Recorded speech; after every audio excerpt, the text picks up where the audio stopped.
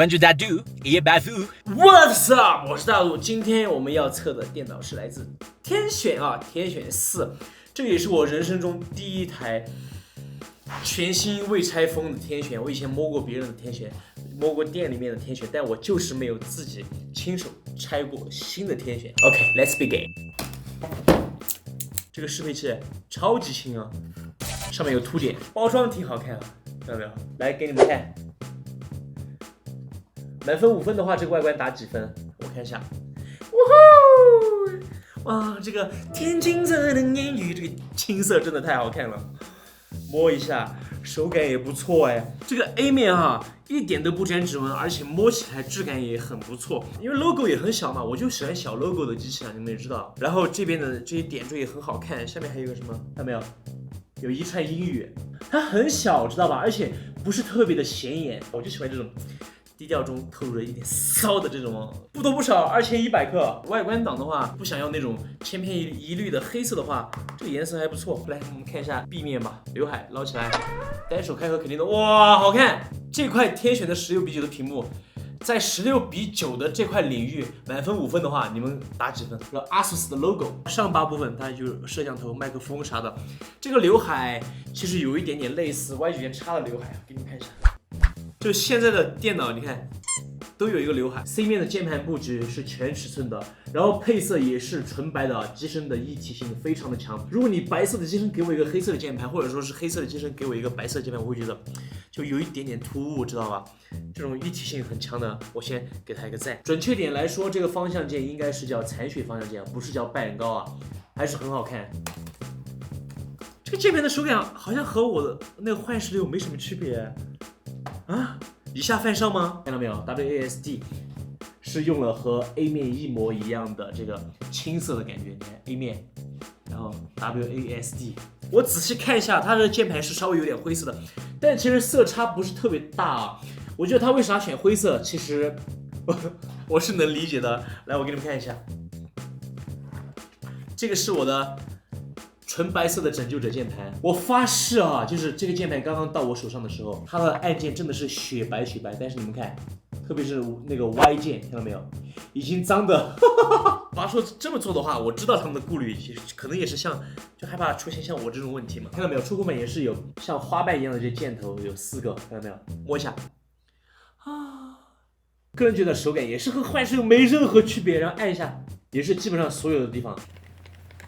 看到没有，都是可以按压的。我觉得这个我就要给好评啊，因为我就是那种习惯用触摸板的时候，我随时都要按压。我不希望我要按压的时候，我的手指还放到下面来按才按得动啊，就是在任何地方我都要按得动。地壳部分呢也是一样，用了这种天青色的烟雨来点缀哈，而且它的地壳的材质，它并不是说就是给你一个什么破塑料就完事儿，你看嘛，它是设计过的，它像一架飞机，对吧？翅膀尾翼，对吧？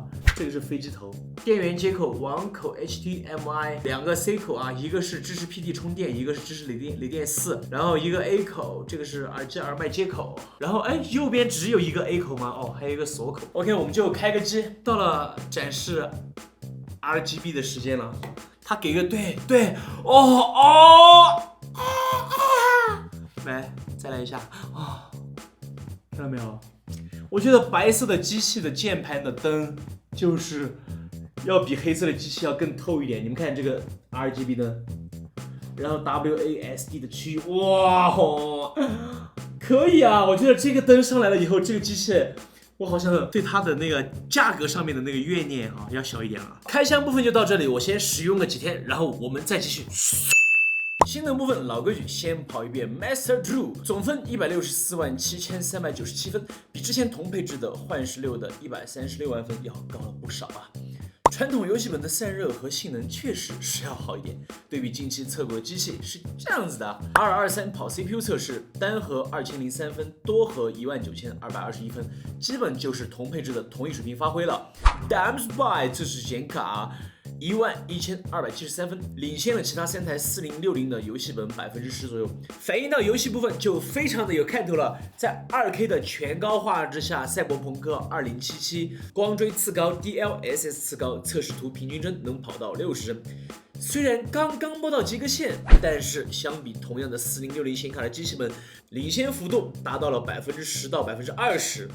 1080p 87帧，对比其他机器也是领先，成绩如图。地平线2K 全高特效，高光追不开 DLSS， 天选4跑了86帧，继续领先其他4060的机器。1080p 也是同样的，就不多说了。Cisco 同样2K 全高画质下，继续领先了其他的机器10%到20%左右。1080p 看图吧。英雄联盟和其他机器打得有来有回，不过已经不重要了。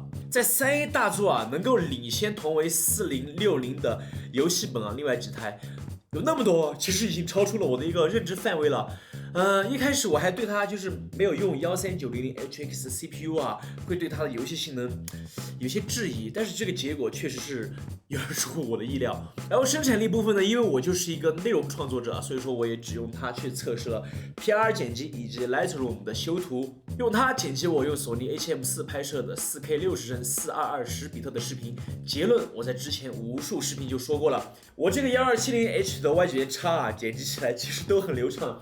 就更别说这个13900H 的游戏本了，就是丝滑的1倍。只是呢，这个16G 的内存像应对一些大项目的剪辑的时候，如果原始素材比较多的话，还是比较容易造成瓶颈。反正现在内存硬盘这些东西已经降价的都很恐怖所以建议到手就直接给它扩展到32或者是64，导出一个5分半时长的4K 30帧成片，花了165秒，速度还可以。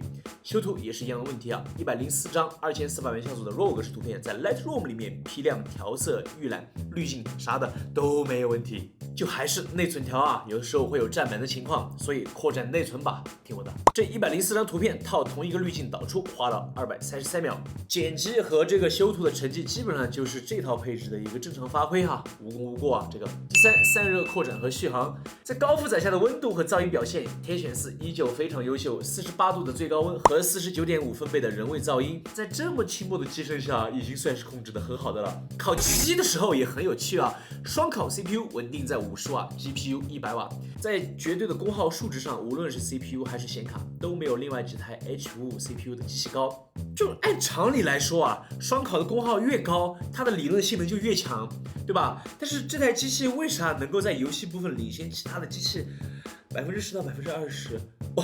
我反正没搞懂如果有懂的老哥欢迎你在那个弹幕或者是评论下方帮我解答一下，谢谢。续航部分是这次最大的一个 surprise 上一期 ROG 幻16的那个续航是400分钟，已经刷新了我测试过的游戏本全能本的一个续航记录了嘛而这个天选4它是一个传统游戏本就按理来说游戏本的续航肯定是干不过全能本的嘛，但这个世界就是有那么多不按常理出牌的事情发生。